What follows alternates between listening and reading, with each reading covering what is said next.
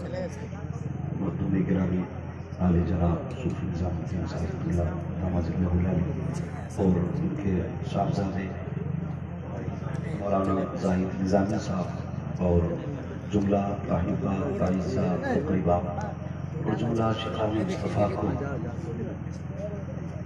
इतनी अजीम महफिल का इनेकाद किया। अल्लाह ताला सबकी कोशिशों का विश्व की बारगाह में कबूल फरमाए और मौला ताला हमारे तमाम जलसों को बामकसद और बामुराद बनाए। अज़ीज़ान मिल्लत इस्लामिया, अभी आपने खतीबुल हिंद हुज़ूर गाज़ी मिल्लत से जो गुफ्तगू सुनी, ये यकीन करें आबेज़र से लिखने के काबिल है। और मैं तो कहता हूँ बिहार वालों फ़ख्र करो, अल्लाह ने आपको बहादुर गाज़ी मिल्लत दिया, बहादुर गाज़ी मिल्लत दिया। हाँ, वरना टाइटल लगाने वाले तो बहुत मिलते। मैं एक बात कहता हूँ, अल्लाह करे हर सूबे के अंदर अगर एक ऐसा गाज़ी मिल्लत पैदा हो जाए ना, तो पूरी कौम मुस्लिम ना खुदा की कसम मजबूत खड़ी नजर आएगी, मजबूत खड़ी नजर आएगी। और ये सच्ची बात है जो भाई महबूब गौहर साहब ने कही थी कि सदियों में जाके कोई एक लाल ऐसा होता है। खतीब बहुत मिलेंगे, चरब ज़बान बहुत मिलेंगे, बहुत बड़ी लफाजी करने वाले, जुमलों के जाल बंदे डालने वाले, लेकिन जो दिलों पे दस्तक देना ऐसे लहजे कर मिलते। मैं आपसे इतना कह के जाऊंगा, आप ना इस गाज़ी मिल्लत की हिफाजत करना, और जब अपने बच्चों की दराज़ी उम्र के लिए दुआएं मांगा करो या अपने बाप की उम्र दराज की दुआएं मांगा करो ना, हाथ उठा करके ना इस माँ के लाल के भी दुआएं कर दिया करो। हाँ, बड़ी बात है और बहुत बड़ी कुर्बानी है। मिल्लत का दर्द लेके कितने लोग उठते हैं। कभी कभी हम भी सोचते हैं ना, हिंदुस्तान में सबसे पहले और सबसे सख्ती के साथ आवाज उठने वाली फिलिस्तीन के हक में हुजूर गाज़ी मिल्लत की आवाज है। मैं साफ बात कहता हूँ, मुझे इससे परवाह नहीं है कौन बुलाएगा, कोई नहीं। पाए मोरा लंग नेस्त मुल्क खुदा तंग नेस्त। सीधी सी बात है, अल्लाह इस मर्द मुजाहिद को सलामत रखे। कभी रोना भी आता है। हजरत की ये जिंदगी के जो लम्हात गुजर रहे हैं ना, बहुत बड़ी बात हजरत ने कही। अब तकरीर ना तो मैं तकरीर के लायक हूँ, हजरत की गुफ्तगू के बाद मैं समझता हूँ कि तकरीर करना बिल्कुल ऐसा ही है जैसा कि दिन में सूरज के सामने किसी चिराग की रोशनी तलाश करना। बस मेरी इतनी सी बात सुन लीजिए। हजरत ने कहा था कि अब काम खड़ी देख के करने का वक्त नहीं है, अब जरूरत देख के काम करने का वक्त आ गया है। जरूरत देख के काम करने का वक्त आ गया। तहरीक बेदारी जो इतनी बड़ी तंजीम चल रही है, गांव गांव शहर शहर नगर नगर जाकर के हमें बेदार करने की कोशिश की जा रही है। हजरत फरमा रहे हैं, इस इलाके में शादियां सबसे ज्यादा हैं, तुम्हें खुदा का वास्ता किसी शादी में डीजे नहीं बजना चाहिए। ये अहद करो, वरना तकलीफ होती है, तकलीफ होती है।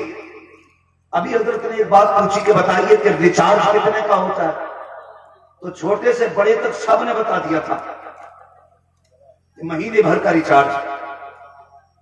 लेकिन अगर आपसे कोई ये पूछे कि गाजा से या फिलिस्तीन से हमारा रिश्ता क्या है,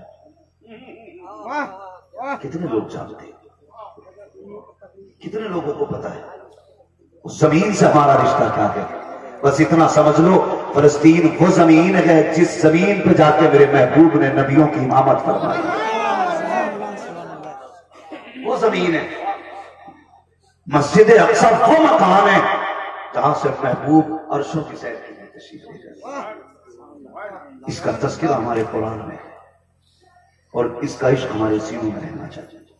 सारे लोग इश्क करते हैं ना, फिलिस्तीन से मोहब्बत है ना सबको? बोले जरा कितनों को है? सबको है ना? मगर एक बात बताओ, जिनके घर के अंदर लाश पड़ी है वो डांस नहीं किया करते। जिनके घर के अंदर ऐसी लाशें हों कि जिन लाशों के सर सलामत ना हो, वो अपने शहरों के दिन अय्याशियां और बदमाशियां नहीं किया करते। जिनके घरों के अंदर बेटियों के सरों के दुपट्टे बच्चों के कफन बन गए हों, वो अपने घर की शादियों के अंदर बेटियों के दुपट्टे और उनके ठुमकों पर रक्स नहीं किया करते। अगर तुम्हें दर्द है ना अक्सा से, अहद करो आज के बाद किसी शादी के अंदर हमारे डीजे नहीं बजेंगे, कई गाने नहीं बजेंगे। और तुम्हें खुदा का वास्ता, तुम आज भी अपने ऐश में डूबे हो, अपने ऐशो इशरत में डूबे हुए हो। मैं कभी सोचता हूं, कभी ख्याल आता, जब दुआ के लिए हाथ उठते हैं ना, मुझे बगदाद वाला गौस याद आता है।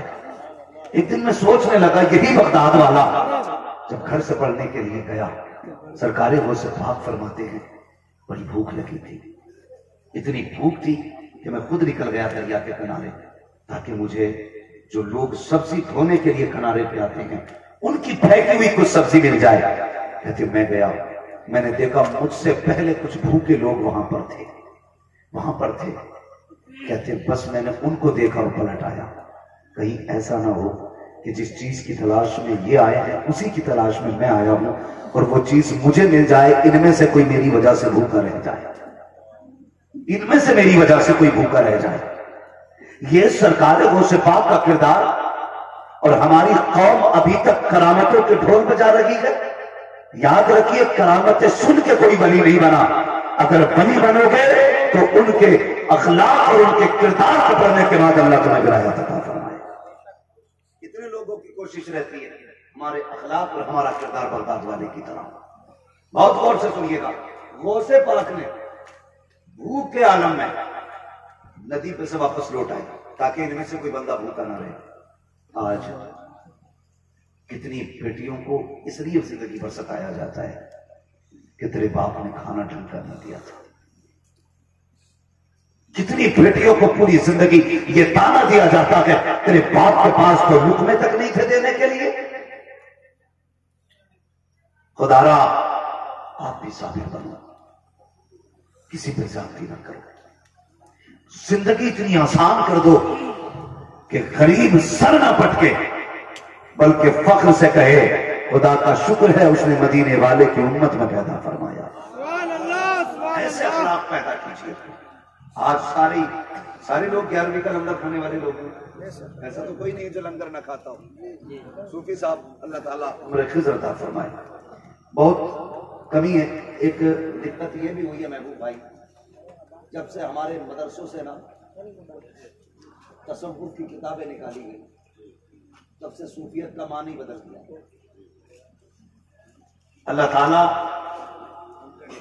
हम सबों की रूह को इश्क़े मुस्तफा से सवरने और सजने की तौफीक अता फरमाए।